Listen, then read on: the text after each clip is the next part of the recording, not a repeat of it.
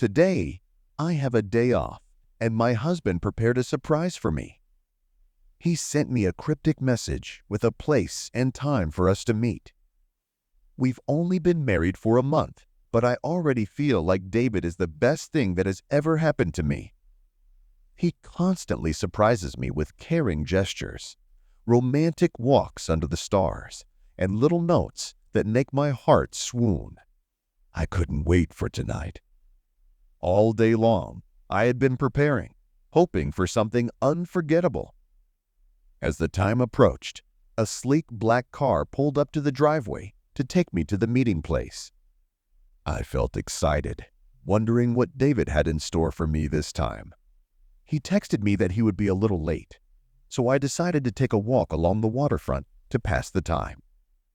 The air was cool, the setting sun casting soft colors on the water.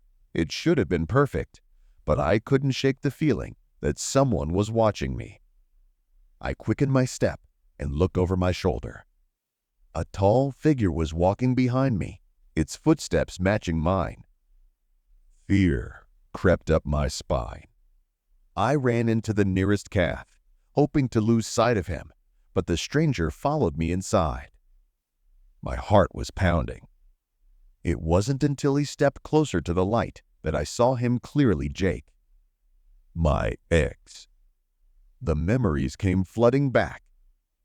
Jake and I had a volatile relationship full of passion, yes, but also endless fights. We'd broken up so many times, but then fallen into each other's arms again, unable to resist the attraction. But eventually, we both realized we weren't right for each other. And yet, when I saw him now, a shiver ran through me.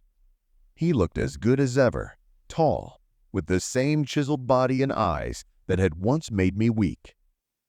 I walked over and sat down at his table, unable to ignore him. "What are you doing here?"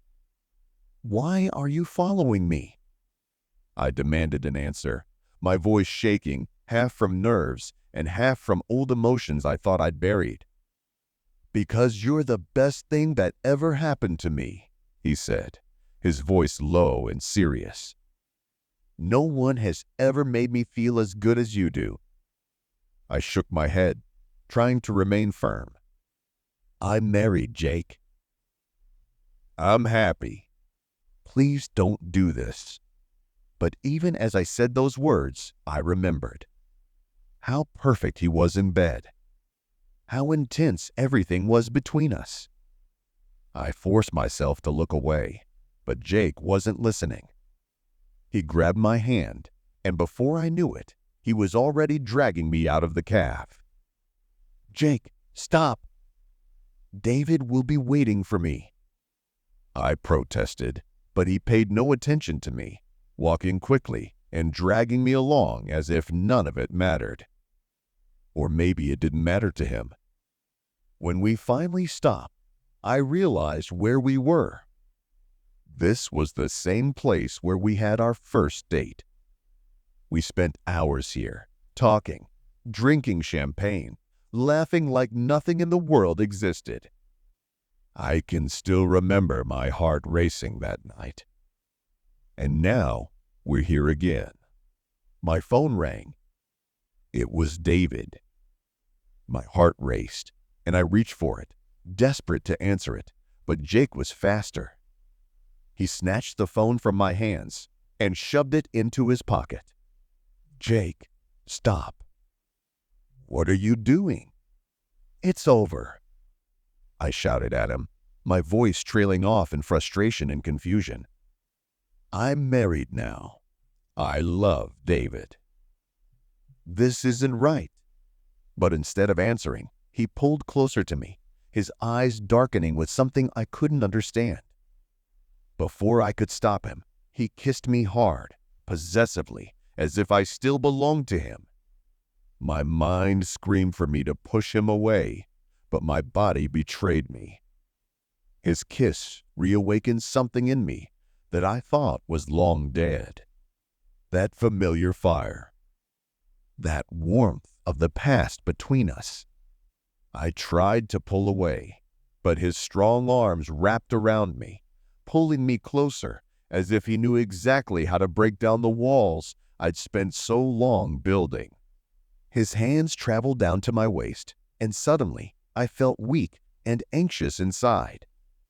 I hated him for it, hated myself for it. But there was something about the way he held me, the way he kissed me, that brought me back. Like nothing mattered in that moment but us. Time seemed to stop when he spread his leather jacket out on the grass and gently laid me down on the ground, his eyes locked into mine. My heart was pounding so hard I could barely breathe. I wanted to fight him, to scream that this was wrong, but the passion between us took over. The rest of the world disappeared, and we gave ourselves over to the moment, remembered the feelings of the past again. The sky overhead grew darker as the evening turned to night, and by the time we were done, I felt a strange mixture of guilt, regret, and something I didn't want to admit, satisfaction.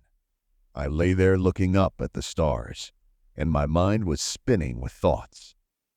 What have I done?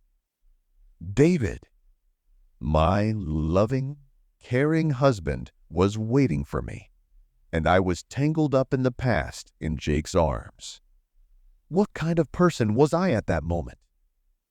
As Jake lay beside me, I felt empty inside, realizing that what had just happened couldn't be undone.